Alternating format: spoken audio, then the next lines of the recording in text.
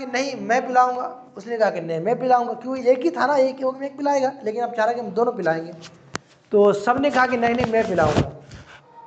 تو اب یہ بات بڑھتے بڑھتے بڑھتے یہاں تک پہنچ گئی کہ آپس میں لڑائی شروع ہو گئی، ہاتھا پائی ہو گئی.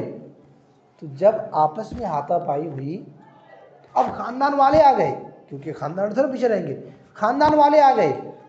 اب خاندان والے جب آئے تو ایسا نہیں ہوا کہ لڑائی کو ختم کرے، بلکہ اب خاندان میں لڑائی شروع ہو گئی، جس سے دشمنی ہو جاتی ہے.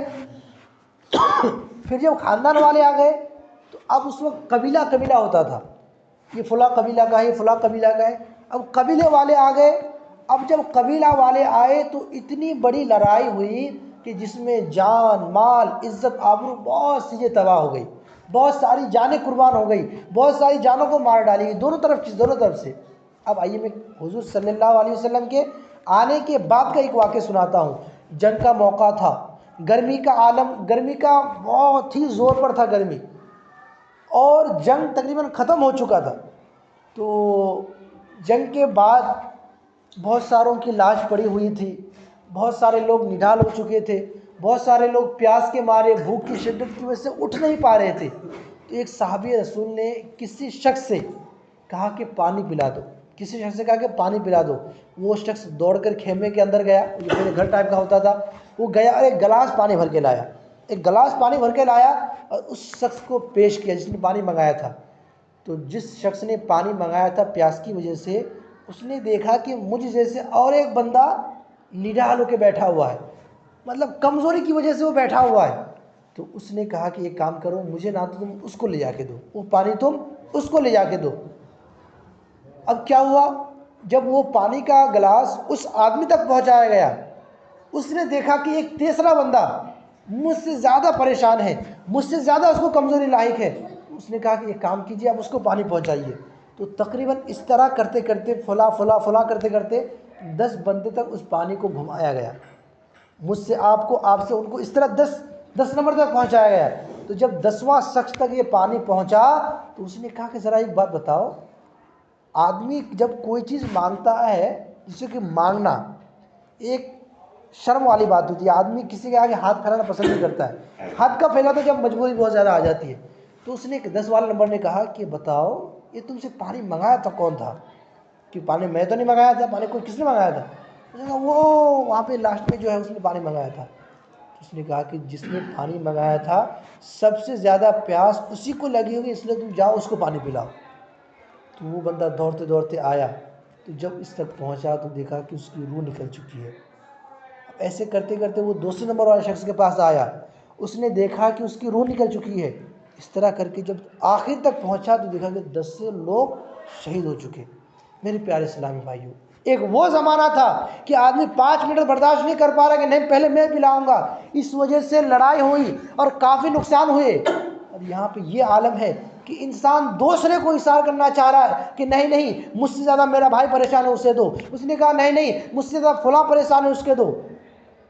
یہ اسلام وہ زمانہ تھا جاہلیت کا، وہ 5 منٹ برداشت نہیں کر پائے، اور وہ اسلام ہے کہ جو اپنی جان سے، اپنی پیاس سے، اپنی زندگی سے بھی بڑھ کر دوسروں کو ترجیح دے رہا ہے. یہ کس نے سکھایا ہمیں؟ یہ کس نے بتایا ہمیں؟ یہ ہمیں اللہ اور اللہ کے رسول نے بتایا، ہمیں اللہ کے دین نے بتایا. اور آج ہمارا مسئلہ یہ ہے کہ ہم دین اسلام کو جانتے ہی نہیں ہیں. بس ہمارے باپ اب دادا مسلمان تھے، ابو مسلمان تھے، ہم مسلمان ہیں. کیا کرتے ہیں ہم؟ گوشت کھاتے ہیں، مسلمان ہیں. کیا کرتے ہیں؟ مسلمانی ختنہ ہوا تھا، مسلمان ہیں.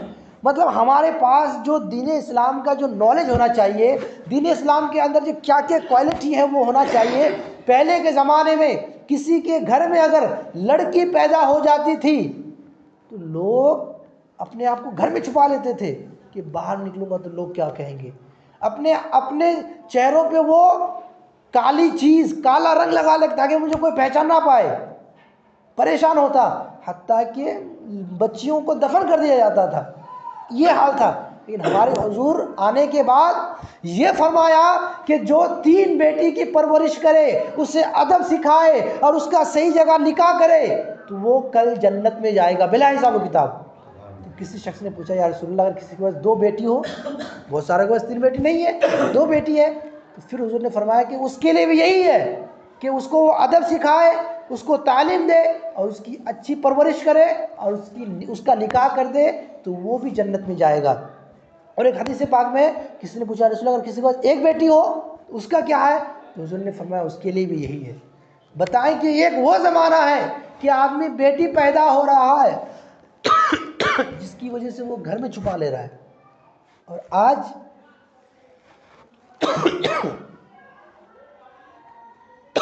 آج بھی یہی ہو رہا ہے۔ سمجھیے حضور نے آ کے قانون بدلا تھا کہ تم بچی پیدا ہونے کو معیوب سمجھتے ہو، اب سنو بچی پیدا ہونے پر تم کو جنت دیا جا رہا ہے۔ تو پیارے اسلام بھائی آخر کار مجھے یہی کہنا ہے کہ دین اسلام یہ ہمارا مذہب سچا، کامل، اکمل، ہر اعتبار سے جامع ہے، ہم کسی سے پیچھے نہیں ہیں۔ ہمارے مذہب میں جہاں اخروی طور پر بتایا جاتا ہے وہاں دنیاوی طور پر بتایا جاتا ہے۔ ہمارا قرآن کی ابتدا سورہ اقرا یعنی پڑھنے سے ہو رہا ہے، اور آج ہمارا حال ہے کہ ہم مسلمان پڑھنے میں پیچھے ہیں۔ اس لیے ہمیں سمجھنا چاہیے۔ اللہ پاک ہمیں ان تمام باتوں پر عمل کرنے کی توفیق عطا فرمائے۔ دعا کریں یا رب مصطفیٰ و طفل مصطفیٰ یا اللہ عز و جل ہمارے والدین، ہمارے اساتذہ، ہمارے پیر و مرشد، تمام امت مسلمہ کی حساب مغفرت فرما۔ بیان میں جو غلطی ہوئی معاف فرما۔ صلی اللہ یا اللہ عز و جل جو بھی بیان میں بیٹھے مولا سب کی نیک جائز مرادیں پوری عطا۔ صلو علی الحبیب صلی اللہ علیہ وسلم۔